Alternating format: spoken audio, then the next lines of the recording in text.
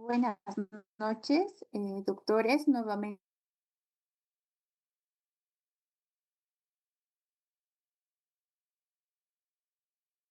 me presento, soy la doctora Micaela y hoy como ya planeado,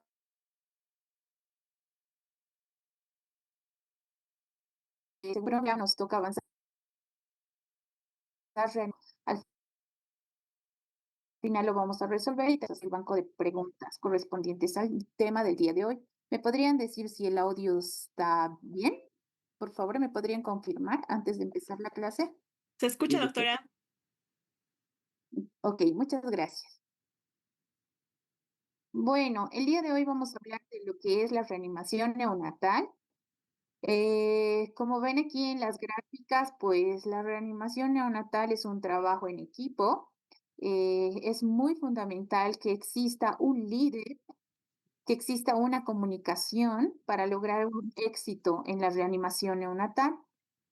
En realidad, la reanimación neonatal implica una serie de recomendaciones que proponen un enfoque de evaluación, de respuesta e intervención inmediata en todos los recién nacidos que tienen una transición a la vida que sea dificultosa. La mayoría de los neonatos pues realizan una transición a la vida extrauterina sin problemas. Sin embargo, hay un porcentaje mínimo que necesita reanimación neonatal, sobre todo porque estos niños cursan con problemas ventilatorios, una ventilación inapropiada, alteración del intercambio gaseoso, insuficiencia respiratoria, va a condicionar que nosotros hagamos una intervención oportuna, ¿no? Y no tanto así como en los adultos. En realidad, en los adultos el principal problema es cardiológico y circulatorio y no tanto respiratorio como en los recién nacidos. ¿Cómo nosotros reconocemos una insuficiencia respiratoria? Pues estos niños van a tener periodos de apnea, sabiendo que puede haber apnea primaria, puede haber una apnea secundaria, y la apnea es el cese de la respiración por 20 segundos con repercusión hemodinámica, ya sea desaturación y alteración en la frecuencia cardíaca con bradicardia en su mayoría, pueden estar en gasping o boqueo, y finalmente puede llegar a ser una parada cardiorrespiratoria.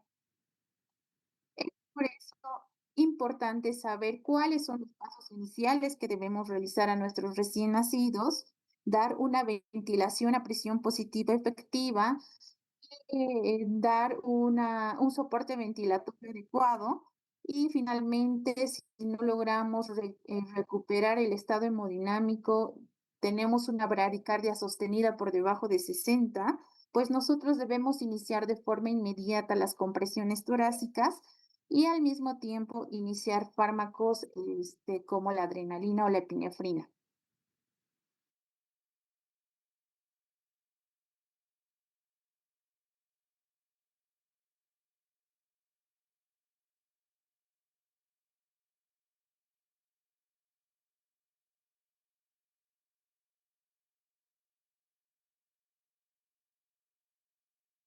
Prácticamente van a estar contraídos y los alvéolos y los pulmones van a estar llenos de líquido.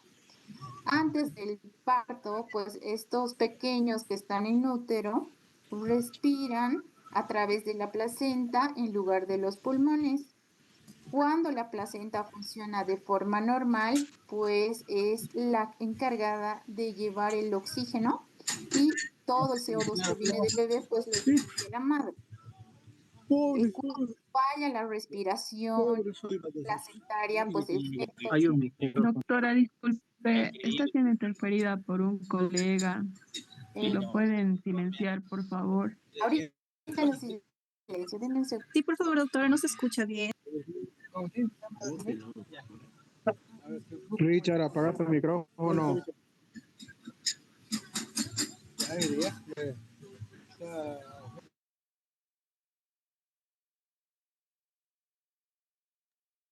Ok, ahora sí, ya está silenciado. Bueno, otra vez les voy a explicar la parte de la circulación fetal. Habíamos dicho que antes del parto los vasos sanguíneos de los pulmones del feto se van a encontrar contraídos y los alvéolos y los pulmones del recién nacido van a estar colapsados y van a estar llenos de líquido. Antes del parto, todo el feto en realidad respira a través de la placenta en lugar de los pulmones. Cuando la placenta funciona de forma adecuada, existe una transferencia de oxígeno de la madre al producto adecuada y el CO2 del producto va hacia la madre para ser eliminado de forma correcta. Sin embargo, cuando la respiración falla, la respiración o existe alguna alteración a nivel placentario, pues el feto no recibe la cantidad adecuada de oxígeno y por tanto puede secuestrar CO2 y puede causar mucha repercusión a nivel hemodinámico ventilatoria del feto. Cuando estos recién nacidos salen a la vida extrauterina, el llanto o la compresión torácica por vía vaginal hace que estos niños respiren y puedan hacer un intercambio, eliminando todo el líquido de los pulmones y alvéolos y llenándolos de aire, ¿no?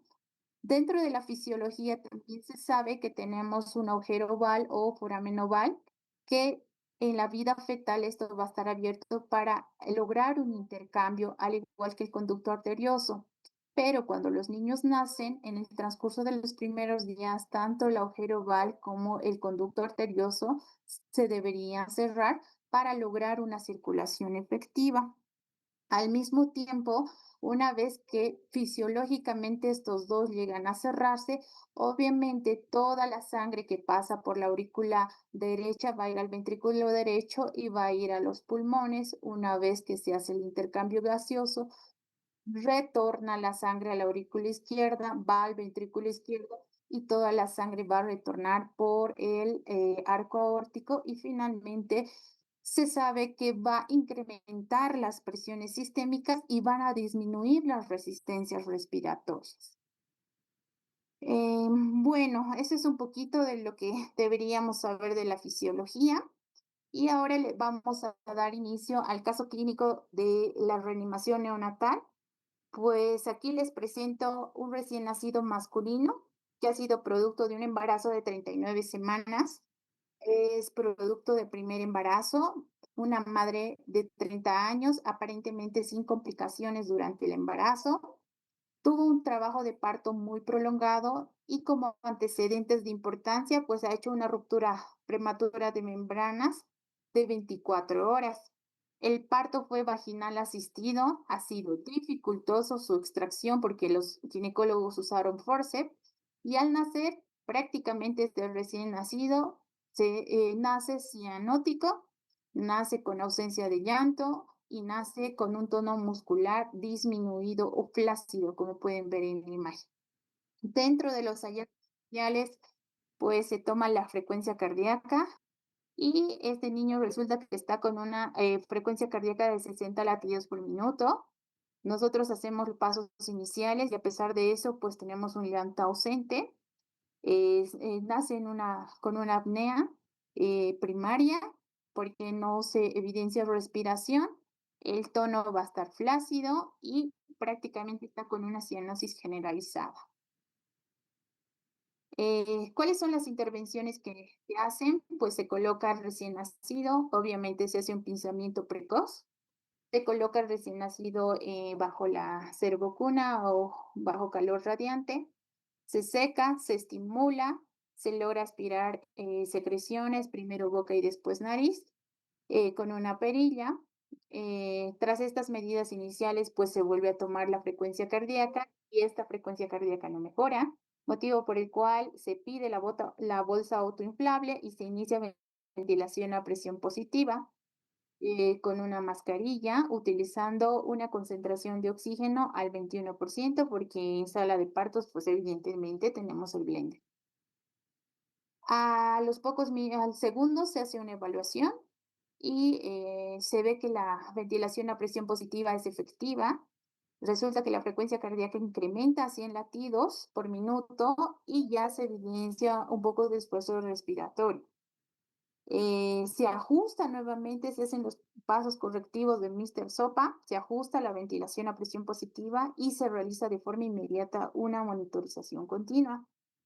A los pocos minutos o segundos, pues el recién nacido desarrolla esfuerzo respiratorio, sobre todo a los 2 minutos, y la evaluación final es que logramos llegar a una frecuencia cardíaca 140 latidos minuto, a la respiratoria, el esfuerzo respiratorio ya es regular, aunque hay un poco de aleteo nasal y leve quejido, que eso le daría un Silverman 2 a 3.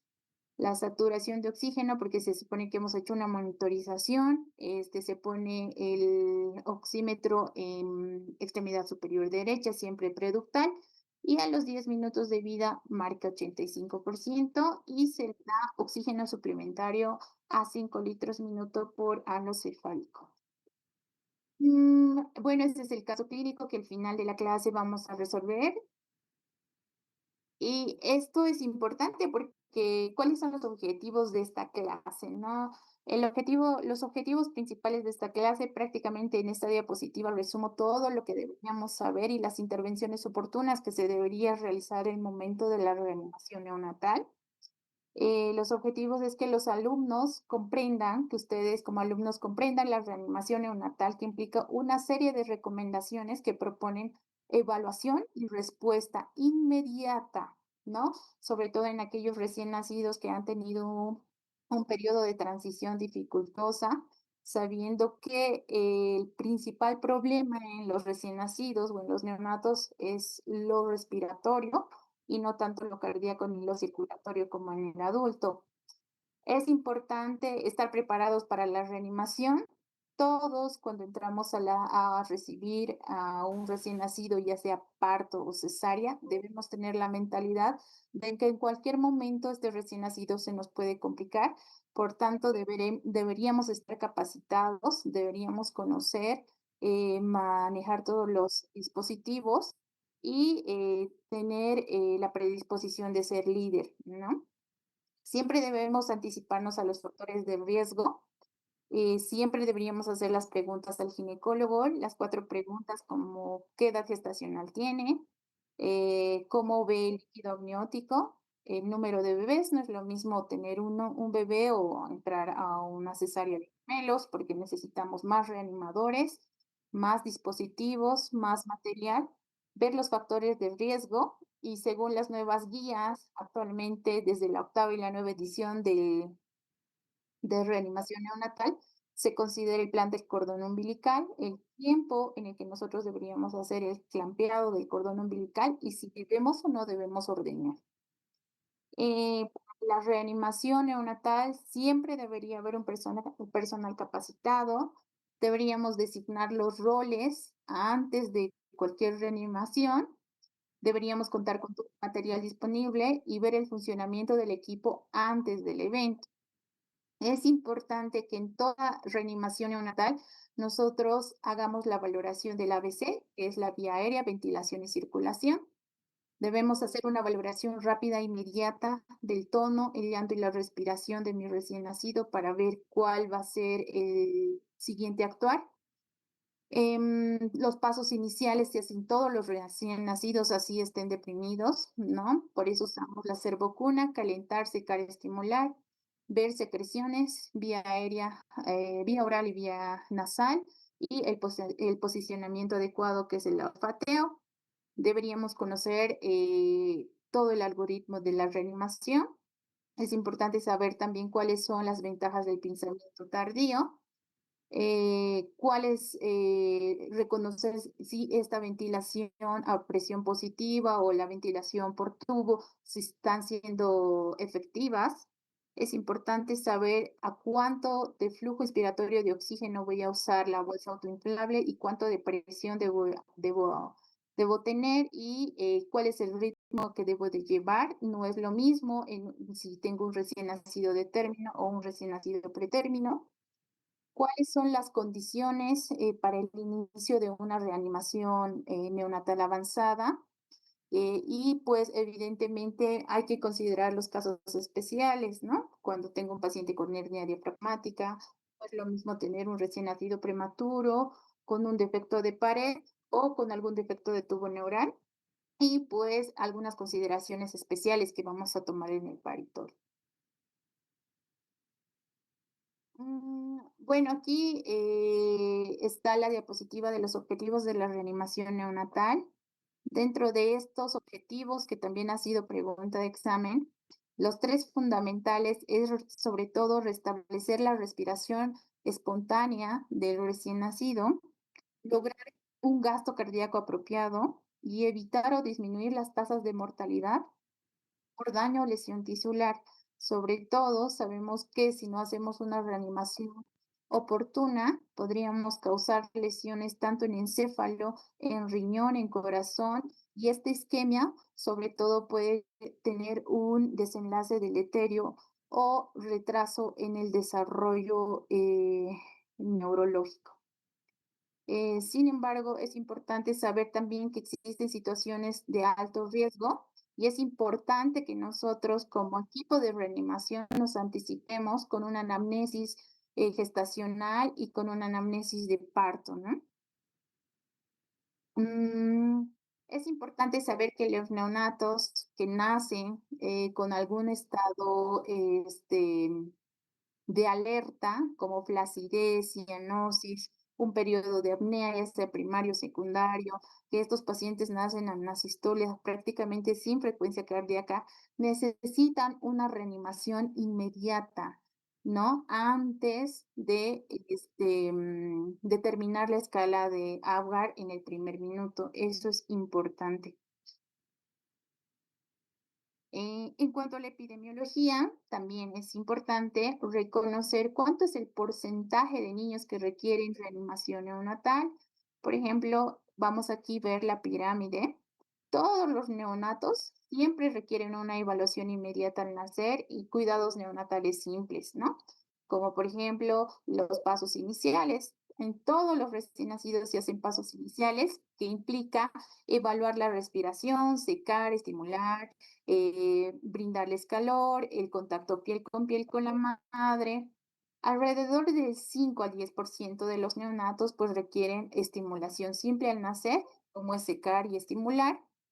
El 3 al 6% de los neonatos requieren una reanimación básica, que significa que vamos a usar la bolsa autoinflable y pues nosotros logramos mejorar la ventilación y menos del 1% de los recién nacidos requieren algún tipo de reanimación avanzada, sobre todo aquellos que han tenido sufrimiento fetal, desaceleraciones, bradicardias, hijos de madre diabéticas, pueden ser hijos de madre con preeclampsia con datos de severidad, pues esos niños prácticamente tienen un sufrimiento fetal y nosotros deberíamos anticiparnos con la anamnesis y estar listos para una reanimación avanzada. ¿Qué quiere decir? Que no solo requieren ventilación a presión positiva, sino en muchos casos necesitan intubación endotraqueal, necesitan compresiones torácicas e incluso el uso de fármacos como la adrenalina o la epinefrina. En cuanto a la reanimación neonatal, es importante algunos aspectos generales, como por ejemplo tener una vía aérea permeable, ¿no? Instaurar de forma rápida y eficaz la respiración, tener una circulación adecuada, ¿eso qué quiere decir? Lograr una frecuencia cardíaca óptima según la edad, como vemos aquí en la tablita, pulsos, llenado, que presente urea, pues son aspectos generales que nosotros deberíamos evaluar en todos los recién nacidos. Es importante conocer los factores de riesgo previos al parto y los factores de riesgo durante el parto. Por ejemplo, factores de riesgos previos al parto pueden ser edad gestacional pretérmino menores a 36 semanas, edad gestacional posttérmino mayores a 42 semanas, madres con antecedente de preeclampsia, eclampsia, hipertensión materna, que significa que la madre ya cursaba con presiones arteriales elevadas antes de las 20 semanas, los embarazos múltiples, gemelares, que la mamá haya tenido antecedente de anemia fetal, si la mamá tiene antecedente de polidramnios o oligohidramnios, o tiene algún antecedente de restricción de crecimiento intrauterino, según las ecografías, si nos dicen que estos niños vienen con alguna malformación inflamación, sobre todo las hernias diafragmáticas, que podrían ser un problema importante, o algún factor de riesgo durante el parto, como por ejemplo, parto por cesárea siempre va a ser de riesgo, parto asistido por forceps o ventosas, la presentación de nalgas, cuando tenemos deceleraciones en los patrones, ¿no? Un DIPS 1, un DIPS 2, que la paciente tenga mucha repercusión hemodinámica y se le tenga que dar anestesia general, para pacientes que tengan desprendimiento de placenta, hemorragias durante el parto o antecedentes de coriomionitis, también podrían ser factores importantes que nos pueden alertar y nos pueden preparar para este evento. Cuando hablamos de reanimación neonatal, como ya se había mencionado, debe existir un personal capacitado para esto.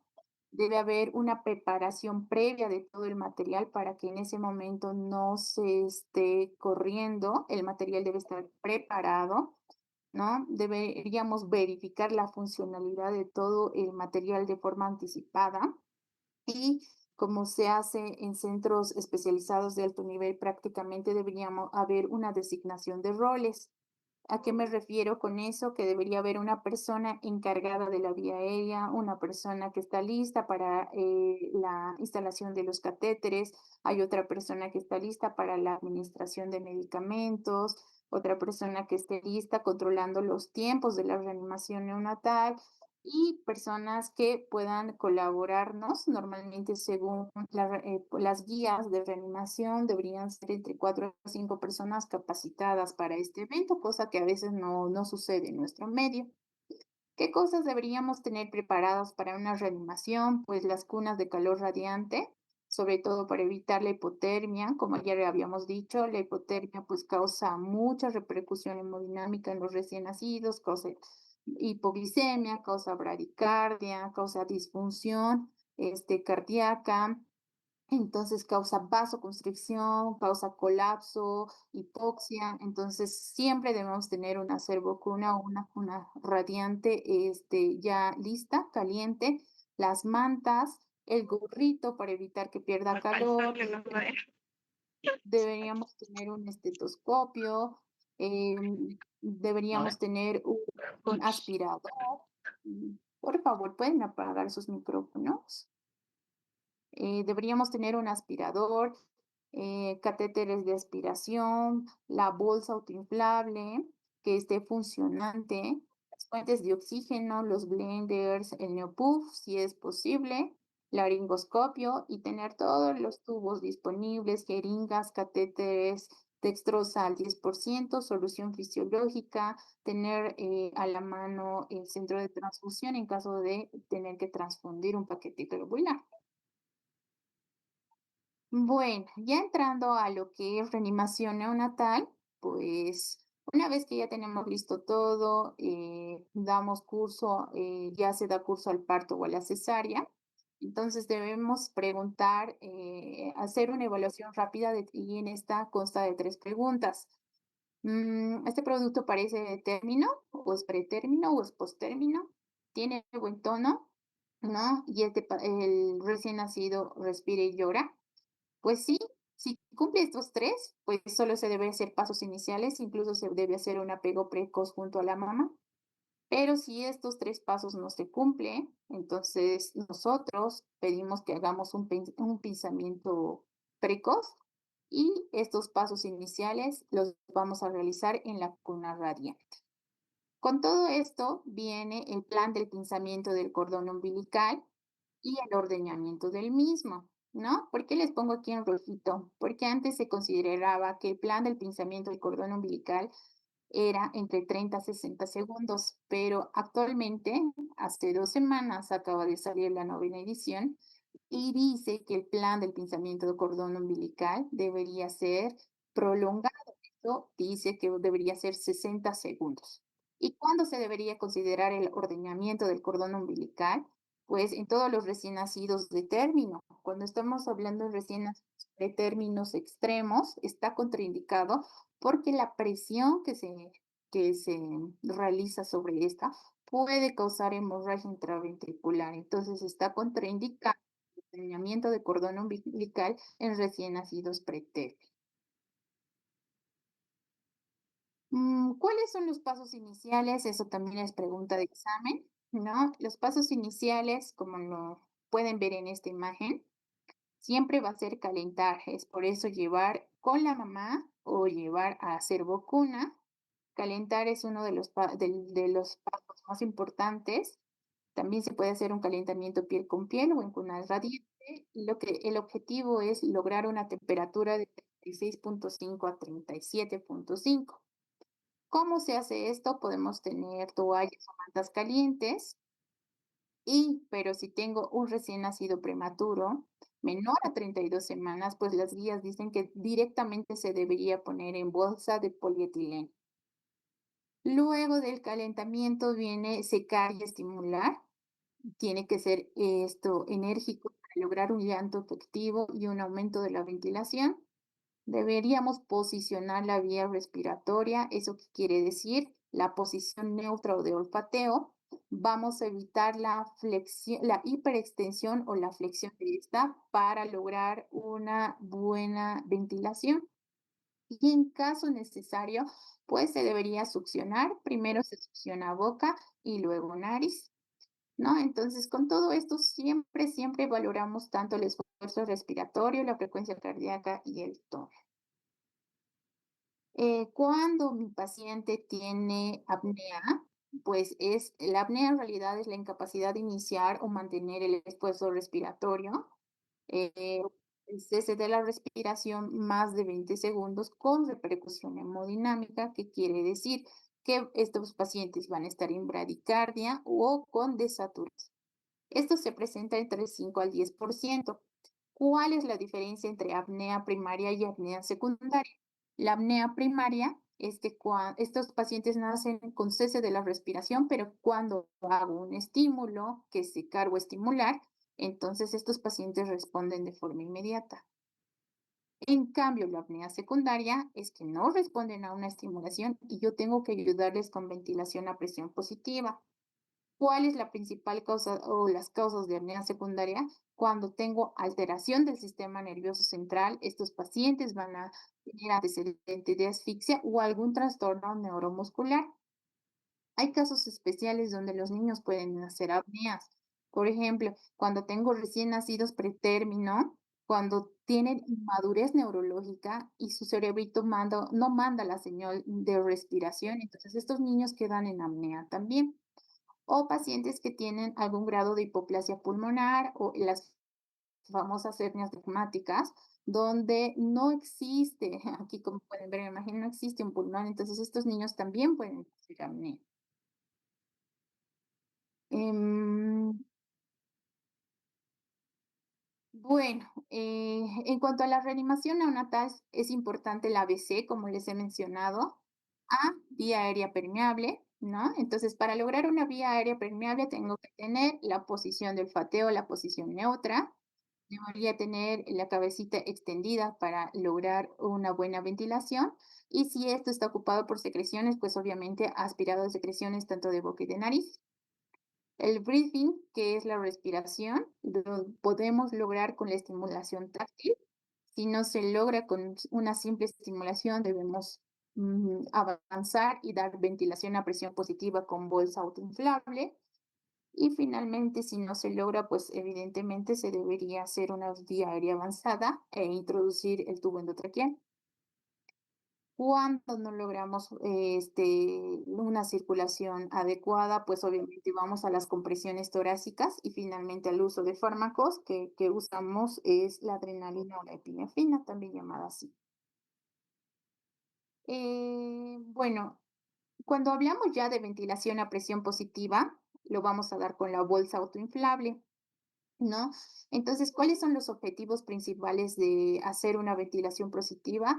De ventilación a presión positiva es asegurar la vía aérea, ¿no? Con la mascarita y logrando un sello hermético. Esta se puede hacer con técnica de la mano cuando cuando el reanimador es solo una persona. O cuando son 2 personas, podemos hacer con sello hermético con 2 manos y, pues, obviamente, la otra persona ayuda con las compresiones en la bolsa. Em, la presión que se debe realizar sobre la bolsa autoinflable es, lograr una presión entre 20 a 25 centímetros de agua. Pero las últimas guías, la novena edición, pues la cataloga según la edad gestacional. Dice que en menores de 32 semanas se puede lograr, se debería emitir una presión entre 20 a 25 centímetros de agua. Y cuando son recién nacidos mayor a 32 semanas, incluso puede ser un poquito más, de 25 a 30. No deberíamos exceder de 30 porque podemos causar neumotórax o lesiones ventilatorias y eso es más dificultoso, causando colapso cardíaco. ¿Cuál es el ritmo que deberíamos seguir? Es ventilo, 2, 3, ventilo, 2, 3, ¿no? La ventilo vamos a hacer en la expiración y en la expiración 2, 3. Ese es el ritmo que deberíamos seguir con la bolsa autoinflable y lo que se debería lograr es una frecuencia respiratoria entre 40 y 60, decía la octava edición, pero ahora la novena edición dice entre 30 a 60 respiraciones minuto, entonces nos han dado un margen más amplio, ¿verdad? ¿Cuáles son las indicaciones? Eso es también pregunta de examen. ¿Cuál es la indicación absoluta para hacer una ventilación a presión positiva? Pues si mi paciente nace en apnea, ¿no? No tiene respiración o la respiración es jadeante o entrecortada, es un criterio para dar ventilación a presión positiva. Si tengo una frecuencia cardíaca menor a 100, también es una indicación para dar ventilación a presión positiva. Si no logro la saturación objetivos y si mi paciente está cianótico a pesar de que llora, también puedo iniciar un ciclo de ventilación a presión positiva. ¿Cuándo sé que esta ventilación es satisfactoria? Pues en realidad lo que nosotros valoramos es que el tórax expanda, que los ruidos respiratorios sean simétricos en ambos campos pulmonares, que mejore la coloración. Si mi paciente nace con acrocianosis o con cianosis generalizada, al darle ventilación, obviamente va a cambiar esto, va a entrar mayor cantidad de oxígeno y estos pacientes ya están rosados, que al escuchar la frecuencia cardíaca, la frecuencia haya aumentado mayor a 100, que la saturación en el monitor vaya incrementando, que el paciente tenga un llanto y una respiración enérgica y que mejore el tono, ¿no? Si mi recién nacido ha nacido flácido y ahora ya tiene mejor tono, pues prácticamente esta ventilación está siendo efectiva, ¿no? Entonces, si esta ventilación, nosotros damos ventilación a presión positiva, 30 segundos y no vemos que haya estos cambios, ¿no? Estos cambios favorables, nosotros deberíamos aplicar Mister Sopa, que son los pasos correctivos, ¿no? Entonces, la pregunta de examen va, ¿cuál es el mejor indicador para saber si mi ventilación a presión positiva está siendo efectiva? Aumento de la cardíaca, ¿no? Expansión de tórax, cambio de coloración, cambio de tono y respiración espontánea y mejora la saturación, ¿no? Después de dar una ventilación a presión positiva de 15 segundos, ¿no? Si mi frecuencia cardíaca aumenta, yo debo continuar y mi ciclo dura 30 segundos. Un ciclo completo de ventilación a presión positiva dura 30 segundos. Pero si mi frecuencia cardíaca no mejora y el pecho se mueve, entonces debería hacer pasos correctivos. Si no mejora mi cardíaca y el pecho no se mueve, debería completar este ciclo, incluso puedo tener un segundo ciclo de ventilación a presión positiva, ¿no? Todo lo que les he explicado hasta ahorita está resumido en este algoritmo, ¿no? Evidentemente es parto, cesárea, entonces las 3 preguntas que me hago apenas nazca el producto, ¿es producto de término? ¿Tiene buen tono respiratoria? Si no, ¿no? Entonces si no es de término, es prematuro, no tiene tono, no respira, no llora, ¿podemos apagar los micrófonos, por favor? Voy a silenciar otra vez. Ok. Entonces, si estos niños nacen con mal tono, no respira, no llora, obviamente nosotros lo vamos a pasar a cuna de calor radiante, vamos a hacer todos los pasos iniciales. Si este paciente está en apnea o jadeo con una frecuencia cardíaca menor a 100, pues obviamente vamos a empezar directamente con la ventilación a presión positiva. Una vez que inicio la ventilación a presión positiva, pues la otra persona del equipo de reanimación tiene que monitorizar a mi paciente porque necesito ver el monitor, necesito ver si la cardíaca sube, si la saturación sube, ¿no? Entonces, y si la frecuencia cardíaca sigue menor a 100, pues obviamente debería intubar y empezar las compresiones cardíacas. Aquí les traigo lo que es Mr. Sopa, para que se acuerden de una sopa Maruchan. ¿Cuáles son los pasos correctivos? M es ajustar la máscara, ¿no? Estos pasos correctivos se hacen a los 15 segundos de haber empezado un ciclo de ventilación a presión positiva. Son los pasos que deberíamos corregir.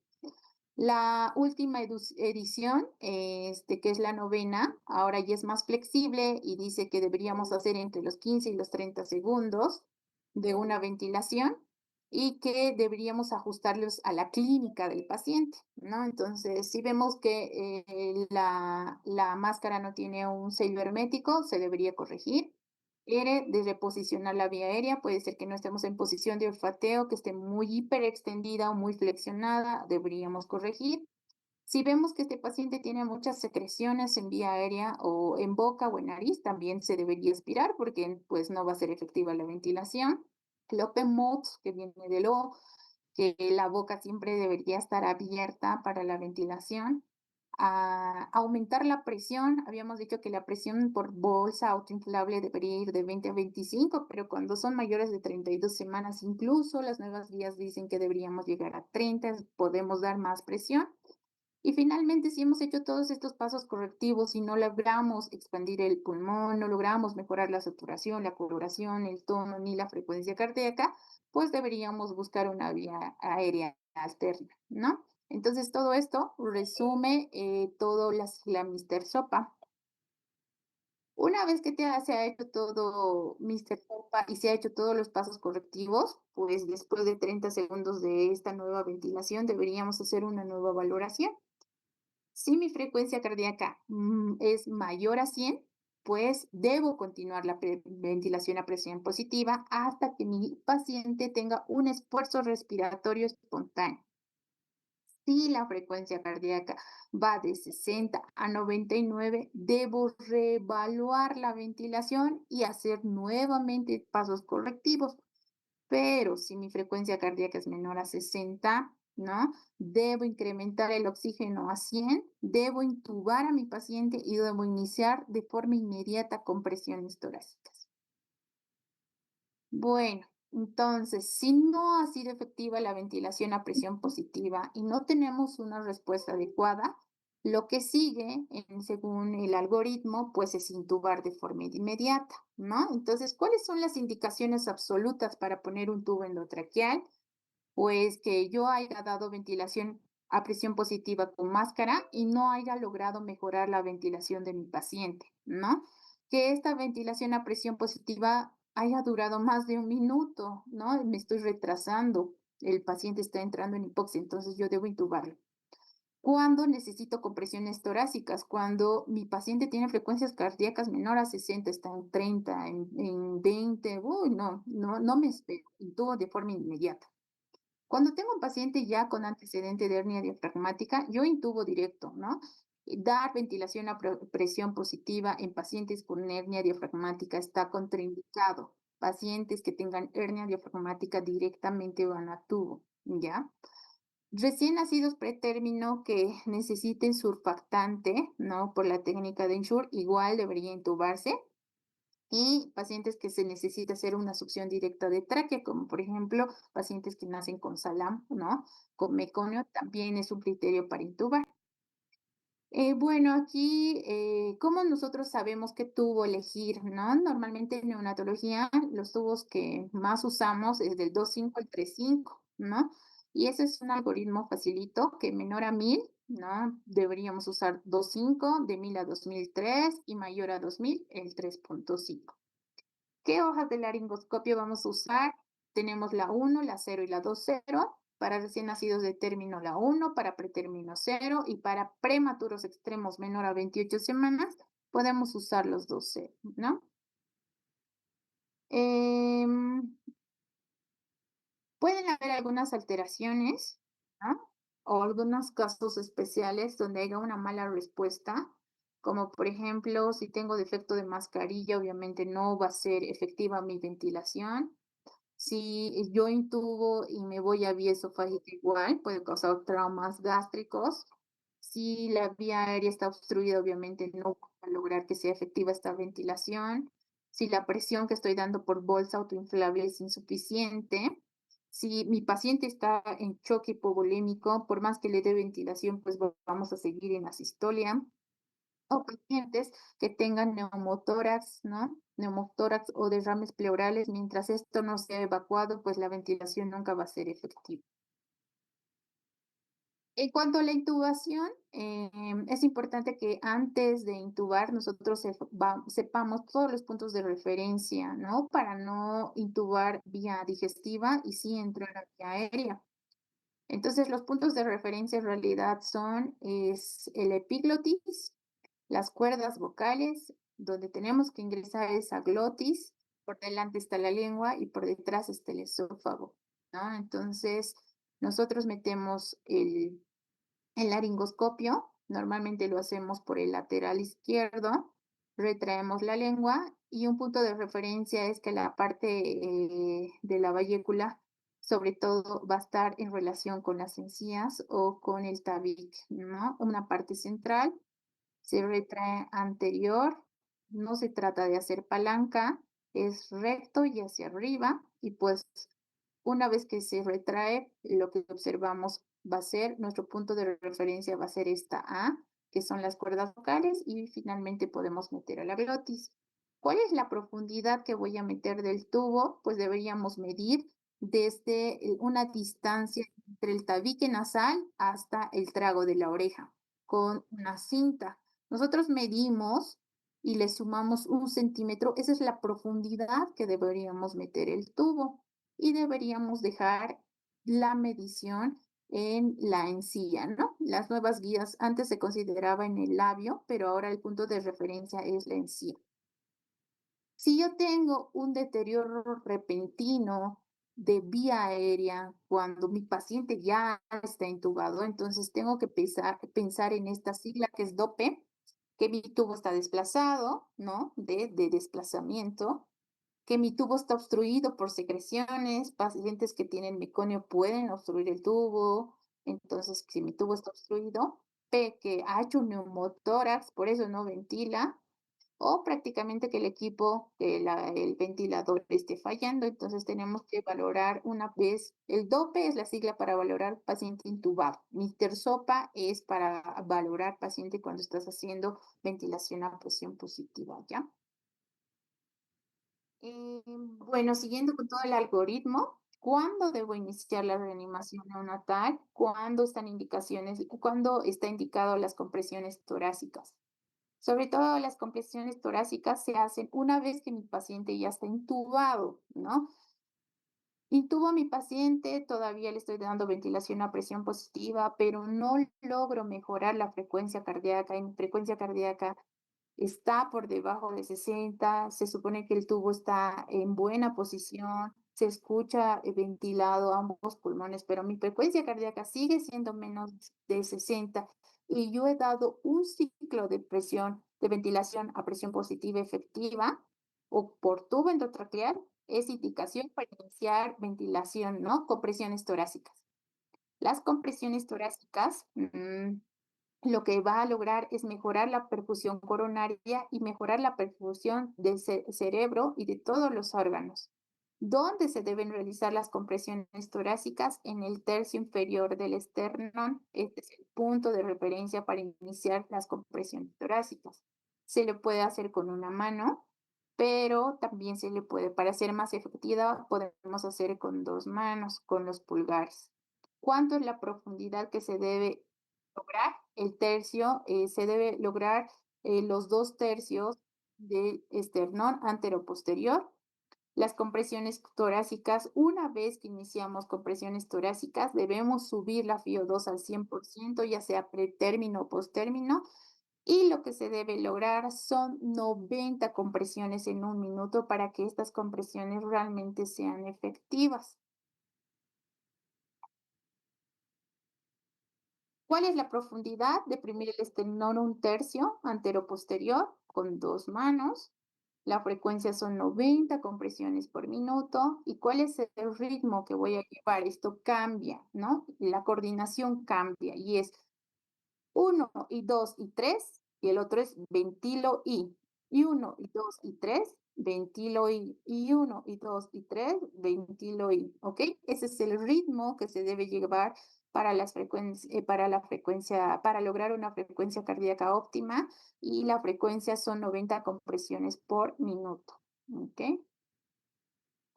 Entonces, como el algoritmo dice, cuando tengo frecuencia cardíaca menor a 60 por minuto, lo primero que hago es intubar a mi paciente, seguir con la ventilación a presión positiva, subir el oxígeno al 100%. Se supone que para este entonces ya el paciente está monitorizado. Debo empezar las compresiones cardíacas, lograr 90 compresiones en un minuto, y otro miembro del equipo ya debería considerar instalar catéter venoso, porque si no revertimos la frecuencia cardíaca con compresiones, pues finalmente yo debo administrar adrenalina. ¿Listo? Esta tablita es el objetivo de saturación preductal que se debe tener al nacer, ¿no? Al minuto es de 60 a 60, de 60 a 65, a los 2 minutos, 3, 4, vamos subiendo de 5 en 5, y a los 10 minutos debemos lograr una saturación entre 85 y 95%.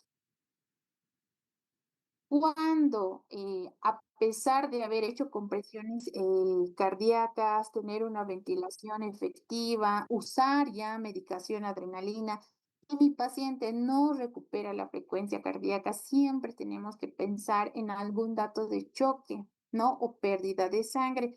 Por lo tanto, nosotros debemos dar expansores de volumen. ¿Y cuáles son los que recomiendan las guías? Podemos poner un paquete globular O negativo, o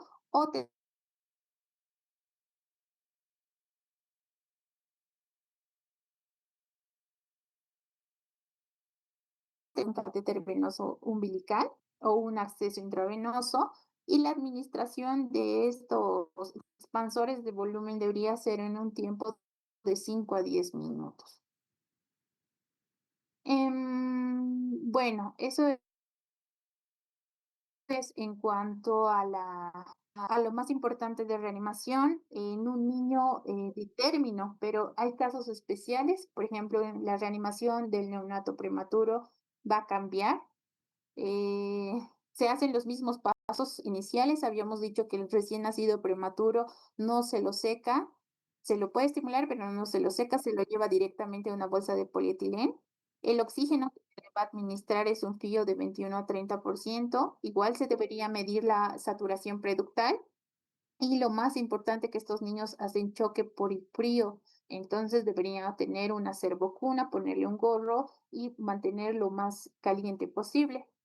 El flujo de oxígeno que requieren estos pacientes que son menores de 35 semanas va de 21 a 30. Y cuando hablamos de compresiones torácicas podemos llegar hasta 100, ¿no? Las saturaciones también es óptima. ¿Por qué les pongo aquí esto? Porque en la nueva edición ya lo dividen por edad gestacional. Los recién nacidos menores de 32 semanas podemos llegar hasta 30% de flujo de, inspiratorio de oxígeno. de 32 a 34 semanas de 21 a 30 y mayores de 35 solo 21 por el riesgo que pueden tener de hiperoxia, ¿no? Y puede causar retinopatía del prematuro. Antes, la saturación de oxígeno se tomaba desde el primer minuto, pero ahora se ha visto que el primer minuto no es efectivo porque todos están enfocados en la hemodinamia y en la ventilación del recién nacido y recién se toma la saturación a partir del segundo minuto. El pisamiento diferido del cordón se ha visto que ha traído grandes beneficios, por eso ahora se toma como punto de partida 60 segundos o un minuto, que puede llegar incluso hasta los 3 minutos, porque esto aumenta la concentración de hemoglobina, evita las anemias, aumenta el depósito de hierro, hace que estos niños tengan mejor estabilidad hemodinámica, menor necesidad de uso de inotrópicos, menor riesgo de hemorragias intraventriculares, menor riesgo de displasia broncopulmonar, menor riesgo de enterocolitis. Entonces, evidentemente se ha visto que el pinzamiento tardío de cordón umbilical puede traer muchos beneficios, ¿no? Sin embargo, también pueden traer algunos efectos tardíos, como por ejemplo, si les dejamos mucho tiempo, no pinzamos de forma oportuna el cordón umbilical, pueden hacer estos niños ictericia y pueden hacer policitemia, ¿no? ¿Cuándo son los casos, cuándo está contraindicado hacer un pinzamiento tardío, ¿no? Entonces, cuando yo digo, no, me lo entrega y por favor hágale el pinzamiento, cuando yo tengo pacientes gemelares, por ejemplo, ¿no? Con el riesgo de que el producto B pueda sufrir asfixia o deterioro ventilatorio por hipoxia prolongada. En aquellos recién nacidos que nacen no vigorosos, obviamente no los voy a dejar con la madre, ni reanimar con la madre, entonces me lo llevo de inmediato a hacer vacuna. Aquellos recién nacidos que sean prematuros, niños restringidos, o que la mamá tenga una hemorragia importante como un prolapso, también es una indicación absoluta para hacer un pinzamiento inmediato. ¿Cuáles son las circunstancias especiales en el paritorio? Sobre todo el manejo del meconio, ¿no? Normalmente se presenta meconio en situaciones de estrés, pacientes con asfixia, pacientes con SAM, pacientes que antes se consideraba intubar y aspirar de forma inmediata, pero ahora se ha visto que si el paciente tiene buena ventilatoria, no tiene dificultad, pues no es necesario esta aspiración y se deberían hacer el seguimiento normal de la reanimación básica. Cuando tengo un paciente que viene con desprendimiento de placenta o abrupto placentario, pues el riesgo es que estos niños entren en choque hipovolémico o en anemia. Pueden nacer pálidos, hipotónicos, con hipoperfusión, bradicárdicos, con asistolia. Entonces nosotros necesitamos hacer una reanimación básica, incluso una avanzada. Necesitamos transfundirle paquete globular como el ORH positivo, ORH negativo, que deberíamos administrar un volumen de 10 ml kilogramo. Y si tengo antecedente de un paciente que viene con asfixia y ha hecho una encefalopatía neonatal, pues evidentemente va a tener mucho componente neurológico. Es un niño que puede entrar en un estatus convulsivo, entonces es importante su valoración de conciencia de tono de los reflejos. Y obviamente estos niños con encefalopatía, si son más de 35 semanas, pueden ir a una hipotermia terapéutica y se debería hacer un control estricto de actividad eléctrica cerebral. Dentro de otras circunstancias importantes en el paritorio, también es importante saber si estamos frente a obstrucciones de vía aérea como hipoplasias mandibulares, desplazamientos posteriores de la lengua, teratomas, higromas, tumores, que pueden obstruirme la vía aérea y pues estos niños no puedo esperarme a darle una ventilación a presión positiva, porque va a haber una obstrucción y estos niños pueden tener un deterioro súbito, entonces deben ir directamente a intubación, ¿no? Es importante también que tengamos asegurada la vía respiratoria y ver la hemodinamia de estos niños. Cuando tengo la presencia de hernia diafragmática, como habíamos dicho, estos niños van a tener un abdomen excavado y necesitan una intubación inmediata. No se debería dar ventilación a presión positiva por el riesgo a lesión, porque si le damos ventilación, pues el aire va a entrar a abdomen y vamos a distender la caja torácica y podemos causar un trauma, ¿no? Inmediatamente se debería poner una sonda nasogástrica en caso de extensión e enviar directamente a tercer nivel. Es importante también reconocer el neumotórax, ¿no?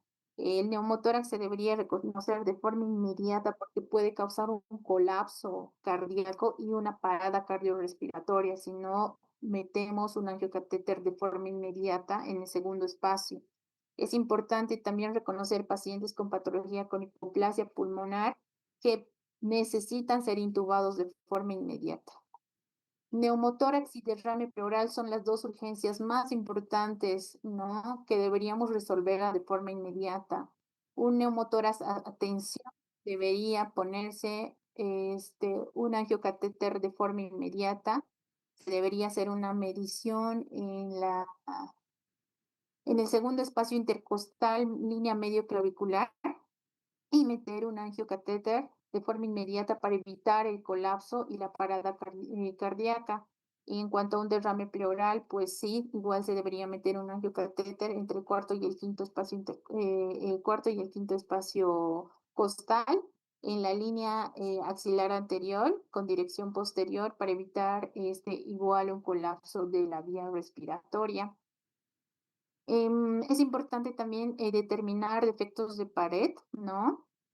Para reducir la lesión de vísceras expuestas cuando estamos frente a una gastrosquisis o una onfalocelia, que ayer lo hemos visto en la clase, se debería cubrir con una bolsa de plástico estéril, sobre todo de las soluciones fisiológicas. A veces se pone, se cubre y se mantiene empapada para evitar isquemias en el intestino y para lograr una descompresión, instalar sonda nasogástrica, porque estos niños a la brevedad deberían ser sometidos a intervención quirúrgica.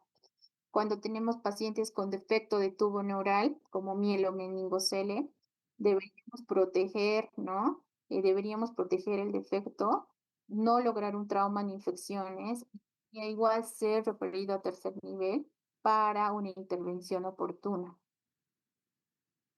Cuando tenemos lesiones del sistema nervioso central, ¿no? Como cefalomatomas, caput sucedáneo o hemorragias subgaleales, es importante también diagnosticarles de forma oportuna porque puede causar repercusión hemodinámica como choque hipovolémico en los recién nacidos, algún trauma instrumental que haya tenido, alguna fractura como distocia de hombros, fracturas de clavícula o lesiones del plexo braquial deberían ser reconocidos de forma inmediata y ser evaluados y tratados, ¿no?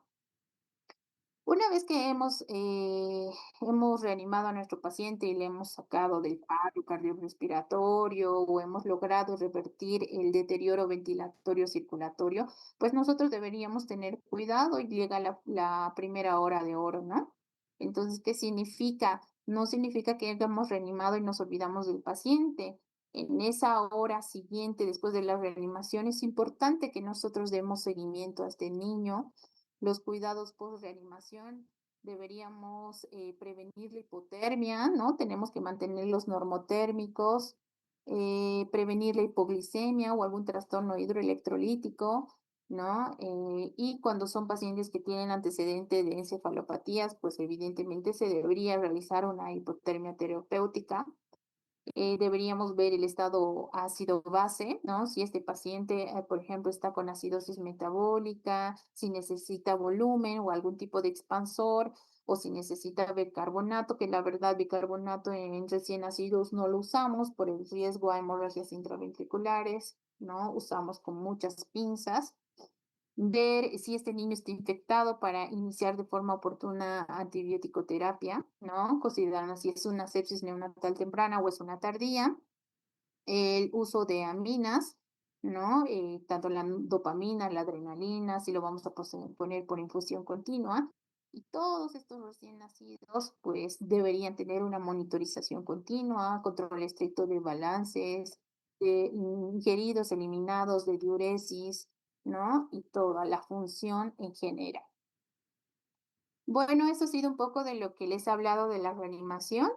Ahora vamos a entrar al banco de preguntas y mientras vamos resolviendo las preguntas, pues igual les vamos a ir disipando algunas dudas. Bueno, aquí viene la pregunta número 1 y que dice, uno de los siguientes no es un objetivo de la reanimación neonatal. Señale el incorrecto. A, restablecer una respiración espontánea adecuada. B, tener un gasto cardíaco apropiado. C, evitar la morbilidad y mortalidad. D, mantener una temperatura adecuada. E, todos son correctos. Voy leyendo.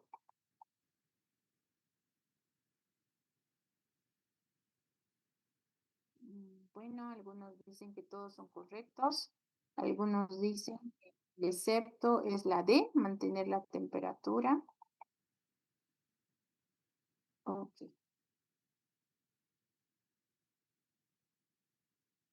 Pues, como habíamos dicho, ¿cuáles son los objetivos principales de la reanimación? Son los tres, ¿no? Establecer una respiración espontánea, mejorar el gasto cardíaco y evitar la morbimortalidad y evitar la isquemia tisular, sobre todo cerebro, riñones, hígado, ¿no? Entonces, la respuesta es ¿no? Restablecer respiración, sí. Tener un gasto cardíaco apropiado, obviamente. Y con todo esto evito la morbimortalidad. Lo que no tiene nada que ver es mantener la temperatura adecuada. Vamos con el 2. El porcentaje de recién nacidos que necesita reanimación avanzada. A, 2%, 5%, 1%, 10%, 15%.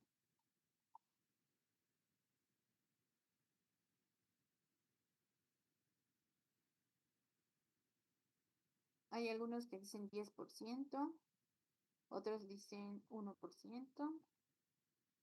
Lean bien, ¿no? Porcentaje de recién nacidos que requieren reanimación avanzada. ¿A qué me refiero con reanimación avanzada? Intubación, expansores de volumen, compresiones torácicas, ¿no? Y adrenalina. Entonces aquí les había mostrado la pirámide, ¿no? Decimos que todos los neonatos necesitan una evaluación inmediata y pasos iniciales.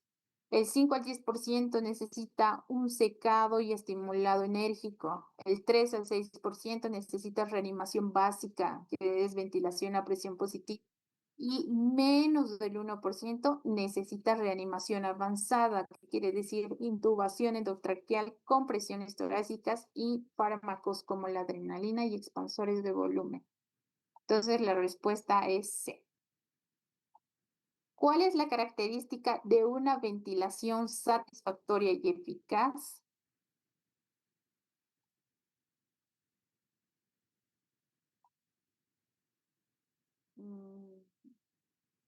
Dicen la E, que todas son correctas. Elevación del tórax, ruidos respiratorios simétricos, coloración rosada, frecuencia cardíaca mayor a 100 y pues creo que todos responden, ¿no? Muy bien. Entonces, ¿cuándo digo que una ventilación a presión positiva es eficaz? Cuando tengo elevación del tórax, cuando los ruidos respiratorios obviamente son simétricos, la coloración de mi paciente es rosado, mi frecuencia cardíaca sube mayor a 100, la saturación es objetiva para los minutos de vida, tengo una respiración o llanto espontáneo y mejora el tono de mi paciente. Entonces, todas son correctas. ¿Cuál es la dosis de la adrenalina que se administra por vía intravenosa en asistolia en neonatos?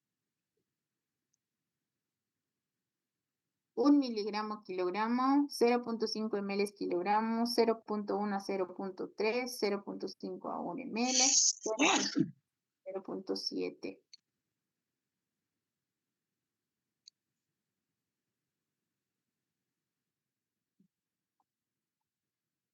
Voy leyendo. Todos dicen C. Algunos dicen E. Bueno, entonces, ¿cuándo hablo de la adrenalina, no? ¿Cuál es la indicación de poner adrenalina? La adrenalina en realidad se pone cuando tengo una frecuencia cardíaca menor a 60, dado al menos 30 segundos de ventilación a presión positiva con oxígeno al 100% y no logro subir la frecuencia cardíaca, ¿no? O también llamada asistolia. Entonces, o después de 60 segundos que yo he dado ventilación con compresiones y no logro mejorar mi frecuencia cardíaca, es una indicación absoluta para poner adrenalina. ¿Cómo preparo la adrenalina? La adrenalina viene en ámpulas de 1 miligramo ml, eso que quiere decir que viene a una concentración de 1 en 1000, pero nosotros deberíamos volverlo a 1 en 10.000. Eso que quiere decir, voy a tomar 1 ml de adrenalina de la ámpula de 1 en 1000 y 9 ml de solución fisiológica, y de ese preparado voy a administrar por vía intravenosa, ósea o endotraqueal la cantidad que está referida aquí. Si tengo ya una vía, ya tengo catéter umbilical, puedo poner de 0.1 a 0.3 ml kilogramo.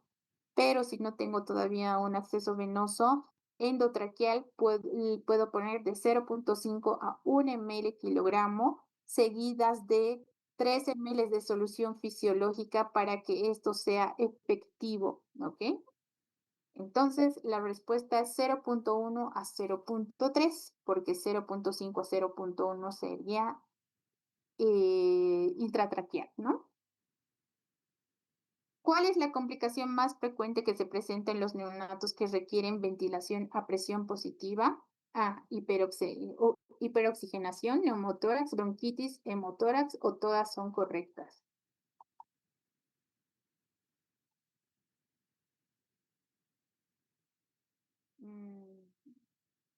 Algunos dicen D, otros dicen B, neumotórax.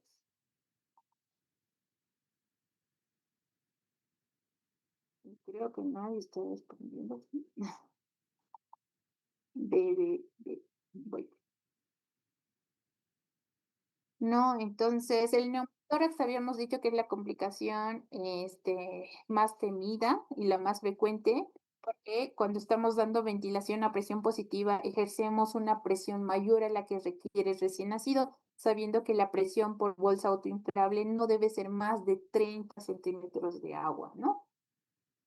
Y es el hemotórax. Vamos a la pregunta 6. ¿Cuál de las siguientes es una prioridad ante un neonato prematuro? Mantenerlo caliente en el paritorio, iniciarle ventilación a presión positiva, administrarle adrenalina, iniciarle compresiones, o todos son prioridad.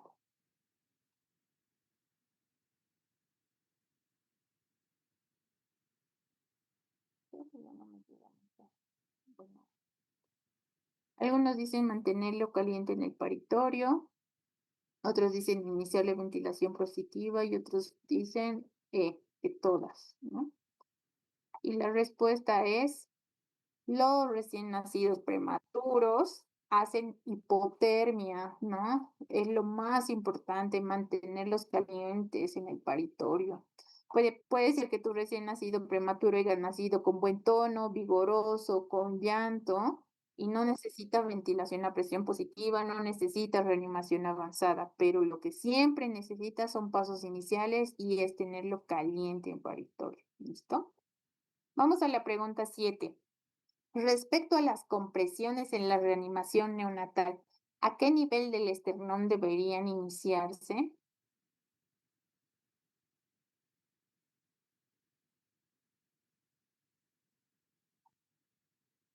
Hay alguno que dice en el tercio superior del esternón, hay otro que dice tercio inferior del esternón.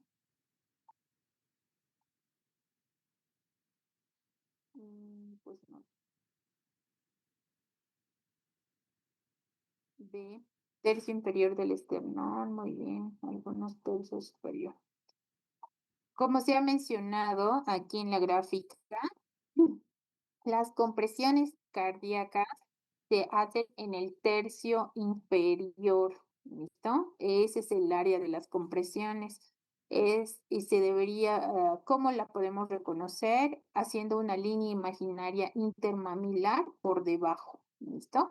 Pueden hacerse con 2 manos o con una. Lo que tenemos que lograr es 90 compresiones en un minuto y cuando iniciamos compresiones, mi flujo de oxígeno tiene que estar en 100. ¿Listo? Eso es lo más importante. Tercio inferior del externo. ¿Cuál es el defecto más frecuente en la pared abdominal en el neonato? Gastrosquisis, onfalocele, víscera expuesta con signos de infección. Ahí son correctas, ninguna es correcta. Y eso también es pregunta de examen.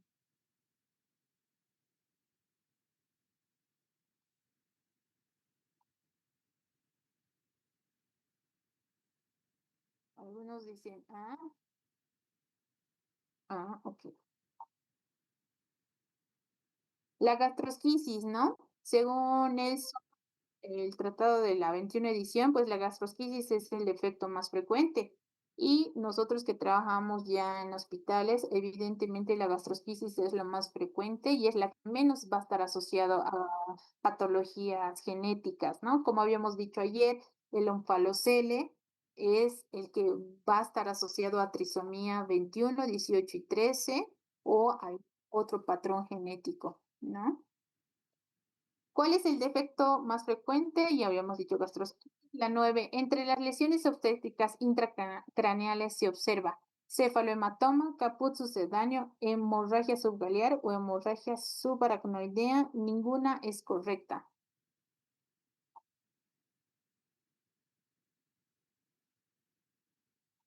Y esa también ha sido pregunta de examen, creo que del año pasado.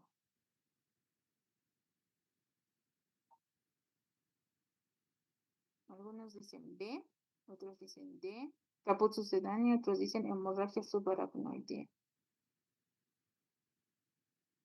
No, entonces entre las lesiones obstétricas intracraneales se observa la hemorragia subdural, la hemorragia subaracnoidea y el hematoma epidural, ¿no? Y dentro de las lesiones intracraneales obstétricas más frecuentes también está la hemorragia subdural. Entonces la respuesta es hemorragia subaracnoidea. Bueno, ahora vamos a empezar a resolver el caso clínico que se había presentado al inicio de la clase. Bueno, dentro de los puntos más importantes ha sido un trabajo de parto prolongado, ¿no? Para empezar, ha sido un paciente, un recién nacido de término, ¿no? Ha nacido por trabajo de parto prolongado porque ha tenido una distocia. Algo importante dentro de los factores que deberíamos preguntar es que ha tenido una ruptura prematura de membranas de 24 horas, que este niño posiblemente esté séptico. Y cuando ha nacido por vía vaginal, pues se han puesto forceps, ¿no? Entonces ha nacido con una extracción dificultosa. Este niño nace cianótico, nace con ausencia de llanto y con un tono muscular flácido. Cuando lo tenemos, la frecuencia cardíaca está en 60 minutos, no tengo llanto, no tengo respiración y este niño está flácido y cianótico. Desde los pasos iniciales, como habíamos visto, seguramente se ha hecho un pinzamiento precoz antes de los 60 segundos, le hemos llevado a cuna de calor radiante, se ha calentado, se ha estimulado, se ha secado, se ha puesto en posición de olfateo, se ha aspirado boca y nariz y a pesar de eso, pues no hemos logrado, se supone que el segundo ayudante ha empezado a monitorizar al paciente y como no había respuesta, empezamos con ventilación a presión positiva, ¿no? La ventilación a presión positiva se lo ha dado con oxígeno al 21%, la concentración de flujo, porque es un recién nacido de término. Nosotros damos ventilación presión positiva y habíamos dicho que cada ciclo dura 30 segundos y a los 30 segundos vemos que tórax se expande, frecuencia cardíaca aumenta, cambia la coloración, cambia el tono y por tanto mejora el esfuerzo respiratorio. Eso significa que mi ventilación está siendo efectiva y este paciente a los 2 minutos empieza con buen esfuerzo respiratorio. ¿Qué me hace pensar que esa reanimación básica ha sido efectiva? Que mi frecuencia cardíaca es mayor a 100, que mi respiración ya está regular, ¿no? que la saturación ha incrementado a 85 para los 10 minutos de vida, entonces pues la reanimación ha sido buena. ¿Cuál es la causa más probable de que la frecuencia cardíaca baja al nacimiento? A, hipoglicemia neonatal, B, asfixia perinatal, C, infección congénita, D, hipotermia neonatal o E, defecto cardíaco congénito.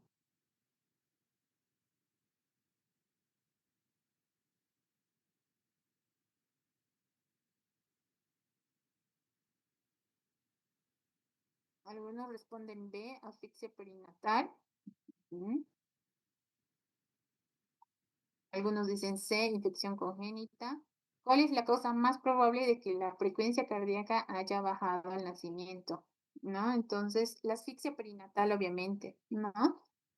La asfixia perinatal no se puede tener este niño porque ha tenido RPM de más de 24 horas y porque el trabajo de parto ha sido prolongado, ¿no? Entonces son las dos condicionantes para que este niño haya tenido desaceleraciones y haya tenido bradicardia. Ha tenido un periodo prolongado de hipoxia, ¿no? E hipoperfusión tisular, por ende ha nacido con frecuencia cardíaca baja menor a 100 y eso, la asfixia perinatal es una condición directa de que mi paciente haya nacido con bradicardia. Vamos a la pregunta 2. ¿Cuál es el siguiente paso más apropiado si la frecuencia cardíaca permanece por debajo de 60 latidos tras 30 segundos de una ventilación a presión positiva efectiva? A. Administrar adrenalina intratraqueal. Iniciar compresiones torácicas, intubar inmediatamente, administrar solución fisiológica o continuar con ventilación a presión positiva.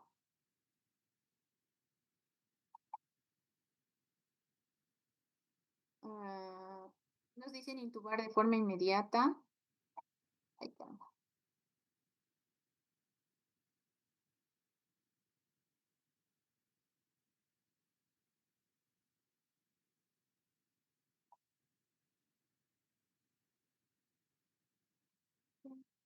Bueno, la respuesta de la pregunta de ese año, ¿no? Era iniciar compresiones torácicas, ¿no?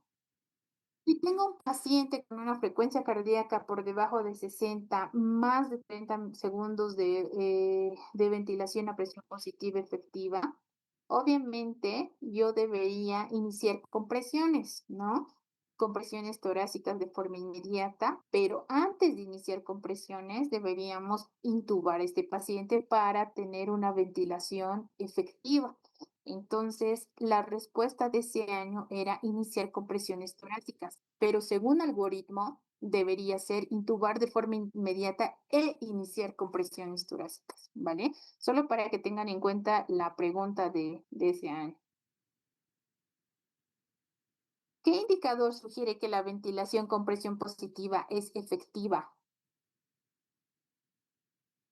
Mejoría del color, movimientos torácicos visibles, esfuerzo respiratorio espontáneo, aumento en la saturación de oxígeno o reducción de quejido respiratorio.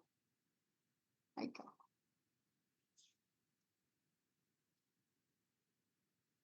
Algunos dicen esfuerzo respiratorio espontáneo.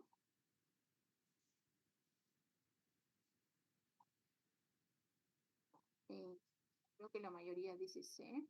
Algunos que dicen ABCD, pero no sé a qué se refiere. Bueno, ¿qué indicador sugiere que la ventilación con presión positiva es efectiva? No quiero.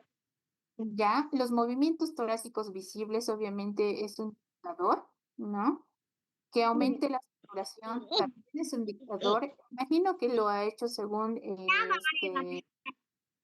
la secuencia con la que se van presentando, ¿ya?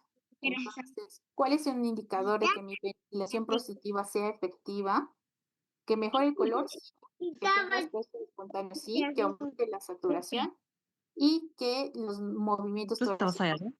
visibles, pues evidentemente todo esto hace que la presión positiva sea efectiva.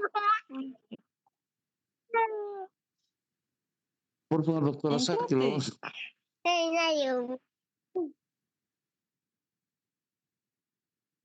Ya lo sé. Ese bebé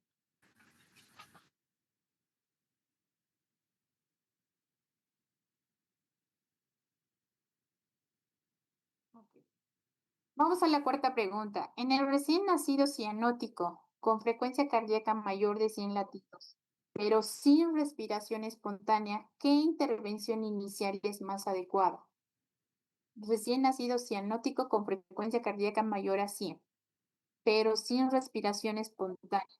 Masaje cardíaco, ventilación a presión positiva con máscara, administración de surfactante, intubación endotraqueal o administración de oxígeno al 100%.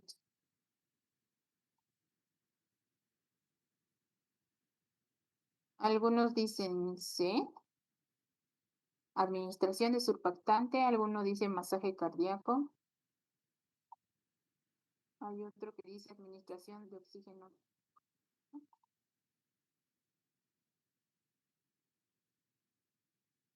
Tengo un recién nacido cianótico, pero su frecuencia cardíaca es mayor a 100, ¿no? Pero sin respiración espontánea. La frecuencia cardíaca me ayuda muchísimo a ver cuál va a ser el siguiente paso del algoritmo, ¿ya? Si tengo un paciente que tiene una frecuencia cardíaca mayor a 100, pero sigue cianótico o su esfuerzo respiratorio es jadeante, todavía falta, entonces lo más indicado es dar ventilación a presión positiva, porque mi frecuencia cardíaca es mayor a 100. Masaje cardíaco sería menor a 60 a pesar de una ventilación a presión positiva. Administro surfactantes solo a recién nacidos prematuros. Intubación endotraqueal lo hago cuando ya tengo hasta 2 ciclos de ventilación a presión positiva que no son efectivas y no logro una frecuencia cardíaca mayor de 100, ¿no? Y la administración de oxígeno al 100% siempre va a ser cuando ya estoy intubando y voy a dar masaje cardíaco, ¿vale? ¿Qué complicación perinatal pudo contribuir a la condición del recién nacido? Trabajo de parto prolongado, uso de forceps, rotura prematura de membranas, todos los anteriores o ninguno de los anteriores.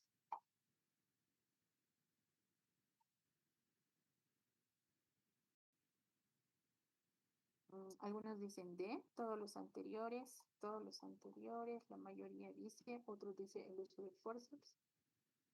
Evidentemente, todo lo anterior, el trabajo de parto prolongado causa que mi paciente tenga sufrimiento fetal, el uso de forceps hace que mi paciente tenga sufrimiento fetal, riesgo a asfixia, riesgo a encefalopatía hipóxica, la ruptura prematura de membranas, igual hace que este paciente esté sufriendo en hipoxia, hipoperfusión tisular, entonces todos contribuyen a que este paciente haya nacido con un Apgar bajo y que tenga que tener una reanimación neonatal avanzada.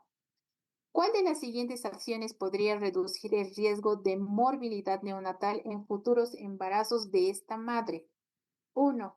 Inducción del trabajo de parto antes de las 39 semanas, un monitoreo intraparto más cercano, profilaxis antibiótica durante el trabajo de parto, elección de cesárea programada o administración de corticoides antenatales.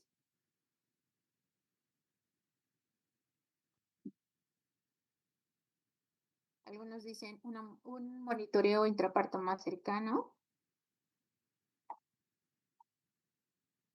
Dicen profilaxis antibiótica durante el trabajo de parto.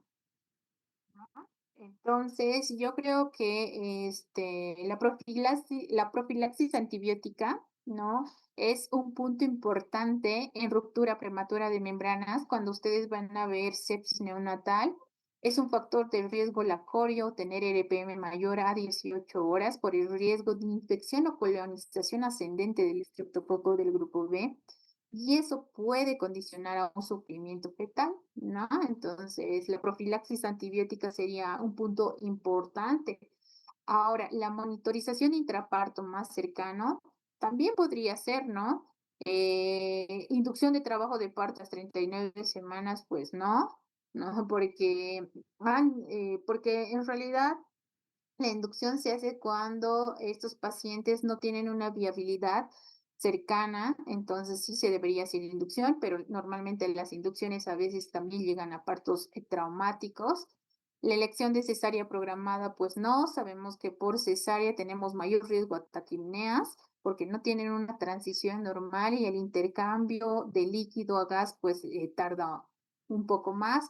La administración de corticoides antenatales solo se hace en productos prematuros, se puede hacer a partir de las 32 a 34 semanas, entonces ninguno de los acápites va en relación a nuestro caso, que tiene RPM más de 24 horas. ¿Cuál es el límite inferior normal para la saturación de oxígeno a los 10 minutos de vida en un recién nacido? Eso es según la tablita que nos muestra el algoritmo: 60, 70, 80, 85, 90. Límite inferior normal.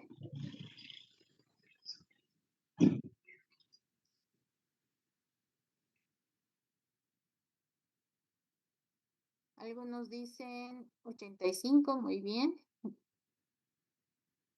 La mayoría dice D, otros dicen que es B. Apréndanse esta tablita porque siempre es pregunta de examen, ¿vale? Ha entrado en muchos años, a los 2 minutos, ¿cuánto? A los 3, a los 4, a los 5, es pregunta de examen. Entonces, límite inferior, límite superior. A los 10 minutos el límite inferior es 85%.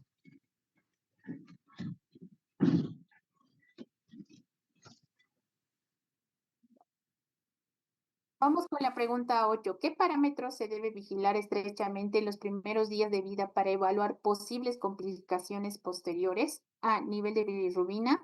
B, frecuencia respiratoria, glicemia capilar, todos los anteriores, ninguno de los anteriores. Parámetros que yo debo vigilar después de haber hecho una reanimación en recién nacido. Algunos dicen D. Y evidentemente, ¿no? Todos los recién nacidos que son sometidos a estrés e hipoxia pueden desencadenar problemas respiratorios. Este recién nacido ha tenido RPM, puede hacer neumonías connatales, puede hacer hipoglicemia por sepsis neonatal, ya sea temprano o tardía. Esos niños pueden estar con ayunos prolongados por el periodo de hipoxia que han tenido y también puedan ser hemoconcentraciones o pueden tener bilirrubina. Entonces, todos estos parámetros se deberían vigilar cuando tenemos un paciente con asfixia. ¿Cuál es el manejo que se debe iniciar si un recién nacido presenta una frecuencia cardíaca menor de 60 respiraciones minuto? Intubar si aún no se realizó compresiones torácicas, considerar poner un catéter venoso umbilical urgente, monitorizarlo o todas las anteriores, o coordinar con ventilación, presión positiva y oxígeno al 100%.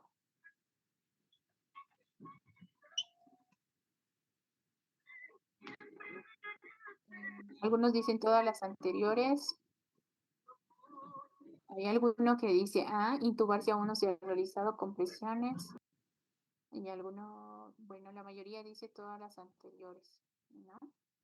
Entonces, si yo tengo una frecuencia cardíaca menor a 60, lo primero que debo hacer es intubar si aún no se ha hecho, iniciar compresiones torácicas, coordinarla con ventilación a presión positiva con un oxígeno al 100%. Este paciente debería ya estar monitorizado y considerar poner un catéter venoso urgente, ¿no? Entonces, todas las anteriores, ¿no? Intubar si no se ha intubado, poner un acceso periférico, monitorizar y coordinar ventilación positiva y subir el oxígeno a 100%.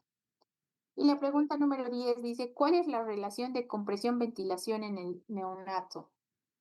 60 compresiones, 30 respiraciones, 80 compresiones, 40 respiraciones, 90 compresiones, 30 respiraciones, 120 compresiones, 30 respiraciones o ninguna de las anteriores. Algunos dicen D, otros dicen A. A ver, espero respuestas. Hay alguno que dice igual 60 compresiones. Eso lo habíamos hablado en la diapositiva de compresiones, ¿no? Entonces, como les había mencionado, el objetivo principal de las compresiones es lograr 90 compresiones en un minuto. ¿Eso qué quiere decir? Relación 90-3, ¿no? 90-30. Entonces, 90 compresiones y 30 respiraciones. Ese es el ritmo que deberíamos tener. Es 3 compresiones, una ventilación. Entonces, la respuesta es C, 90 compresiones y 30 respiraciones. Bueno, eso ha sido el tema el día de hoy. No sé si tienen alguna pregunta. Voy a chat.